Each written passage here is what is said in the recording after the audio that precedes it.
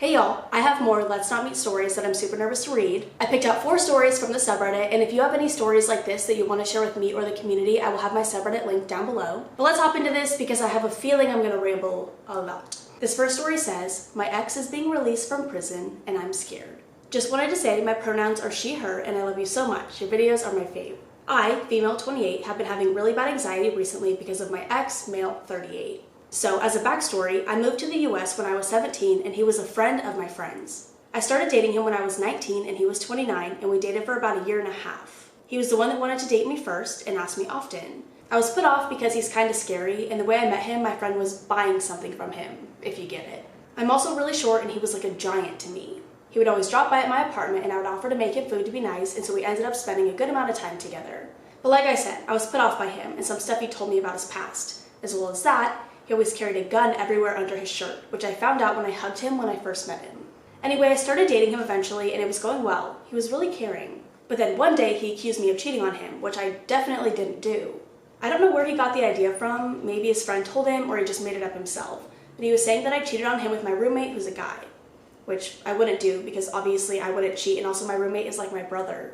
But he just had it in his mind that I did and wouldn't listen to me. He was really scaring me and getting really angry. I tried to open my door and he shut it again and backed me up to the wall. I ran away, he grabbed me by my hair and just pulled my head back and looked me in the eyes and was shouting. He let me go and stormed out of my apartment. The next day he said sorry for getting so angry, and I know I shouldn't have, but I forgave him. We were okay until he exploded again. This time it was worse. I won't go into detail, but I feared for my life and I had to go to the hospital. Then, one day I got a call from an unsaved number. I answered it and it was him telling me he had been arrested. I asked what for and he wouldn't tell me. I kept prying and he said if he told me, I would break up with him. He said he couldn't get out right now, but he would soon. When he ended it, I called the jail's front desk and asked what he was arrested for, and she told me it was for aggravated assault and that he was going to be tried for manslaughter. I don't know all the terms. She couldn't tell me what actually happened because she probably didn't know, but I just had a horrible feeling. I went to the jail a few days later and I broke up with him. He was shaking with anger, but there were people who worked at the jail around, so he was trying not to get their attention. His eyes were wide and he said he'll find me and I won't be without him for long. That was 7 years ago, and I've been checking to find out when he gets released. It's in a few weeks. I'm really panicking because I'm married with a kid and I don't want him to find me and hurt me. I don't know what to do and if I should tell my husband. I'm scared he'll find me and do something really bad because of other stuff he told me in the past. There's so many more stories because he was a real psycho. So to my scary ex that killed someone and threatened me, please let's not meet again. That is absolutely terrifying. I'm really hoping that it's been long enough that he wouldn't do anything, or maybe jail helped him realize that he was out of his mind. This next story says, my mom was almost abducted by a notorious serial killer. Hi Courtney, I've been watching your videos for about 6 years now and I've never had an experience to write about, but my mom does. When my mom was around 11 years old, she was walking home from the bus stop after school with her friend, also the same age. The way my mom would get home would be walking through a field with long grass. It was a shortcut and would take about 15 minutes to get home. If my mom were to take the busy street, it would be around 25 minutes to get home. Near the start of spring, one day, my mom was walking home from the bus stop with her friend and was about to cut through the field like she usually does. However, as she was walking, my mom noticed a young man crouching in the high grass staring at my mom and her friend. My mom looked older than 11 as she was 5'7", looked more around 14 or 15. As my mom and her friend were about to walk their usual path, my mom stopped when she noticed the man. My mom instantly got a bad feeling and proceeded to tell her friend that they should take the busy main street home instead, to which her friend asked why and said it was okay, then proceeded to walk in the direction of the field. My mom pointed out the man to her and told her to run. As soon as my mom and her friend started running, the man got up right away and my mom saw him get into his car and speed off. My mom and her friend ran all the way home, fast, down the hill and onto the opposite side of the busy street, opposite to where the man's car was parked. When they reached the end of the hill, they peeked around the corner to see if the man was following them in his car. Thankfully, he wasn't. My mom and her friend ran all the way home. After that, my mom and her friend had to switch schools. Flash forward 4 years later, trigger warning, mentions of SA. My mom was around 16 when news broke out they were looking for a man who had SA'd a bunch of girls in the area. The news released a picture of a car and a sketch of a man. When my mom saw it, she said it was the man that was watching her and her friend 5 years prior, and the car he got into was the exact one police were looking for.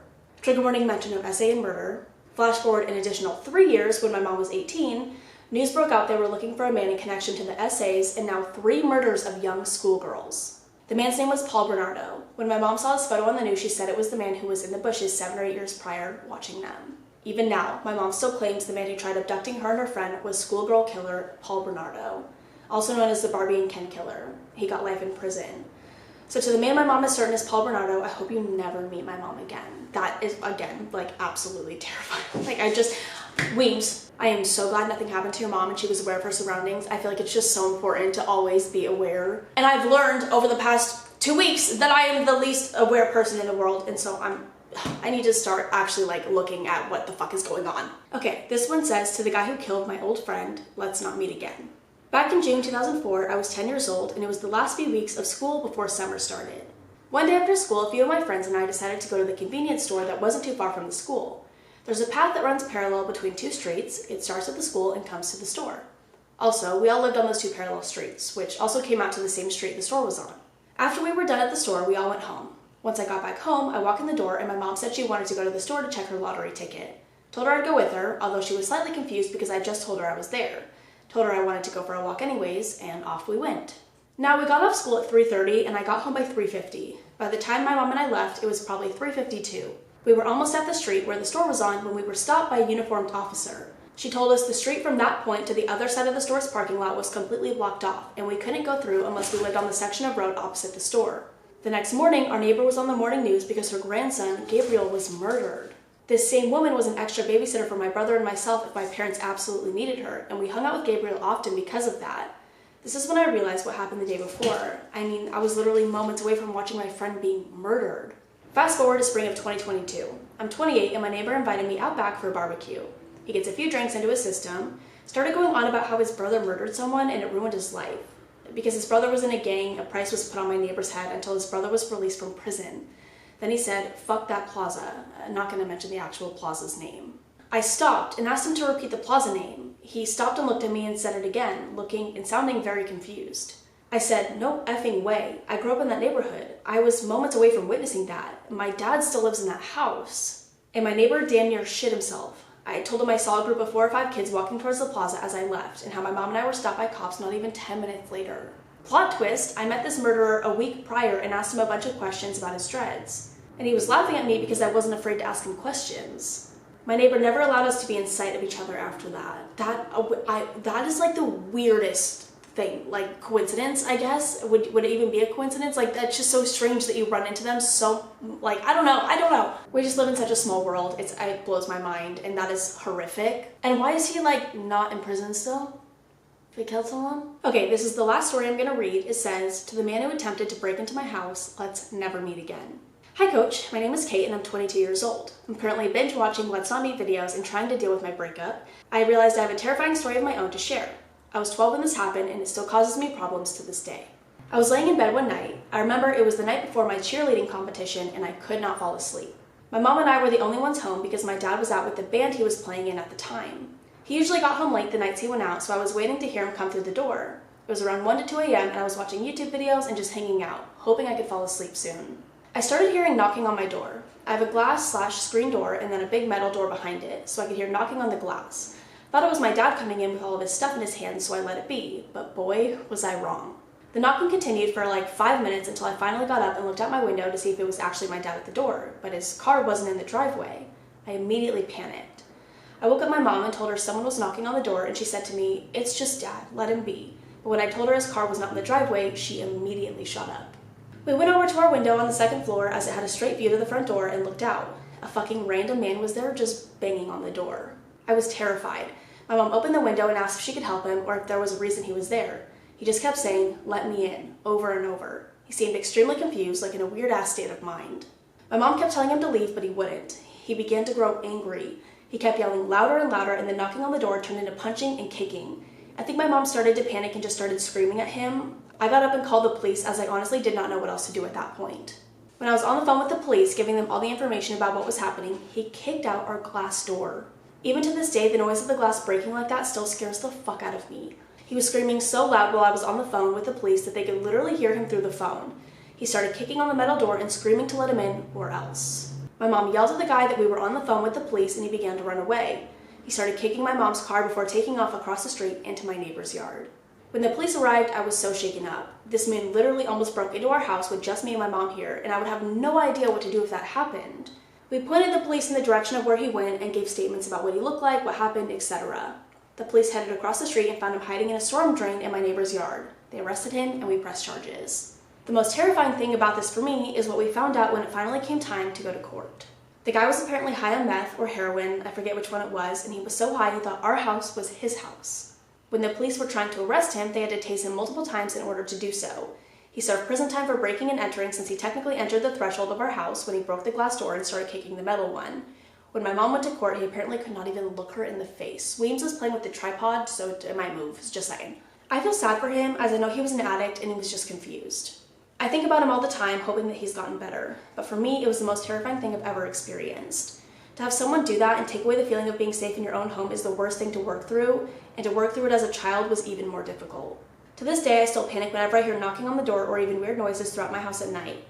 I also now sleep with a bat next to my bed just in case I ever need it. So to the man who attempted to break into my house, please let's never meet again. That reminds me, I have a whole video on this story, but I'm gonna like recap because it's old. But when I was in high school, I believe, maybe I was just out of high school, I can't quite remember. I think I was around 17, probably younger, no, probably older.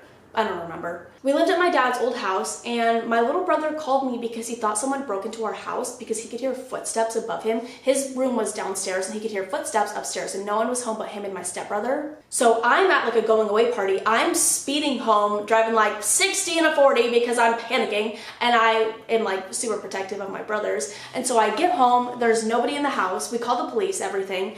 And this car is driving around the neighborhood super slow past our house and then speeding off. And they did that like 3 times. So finally, me being the dumbass that I am, I stepped in the street when they were coming back, driving slow around our house. I stepped in the street and I asked them what the fuck they were doing. They got out, basically threatened me, threatened to kill me, threatened to run me over. They had crowbars and it was a whole thing. I ran away crying, obviously. And for the next, I don't know how many weeks, months, whatever, they would come back randomly and vandalize my car. So like they would throw rocks at it, they smashed the mirrors, the windows, everything.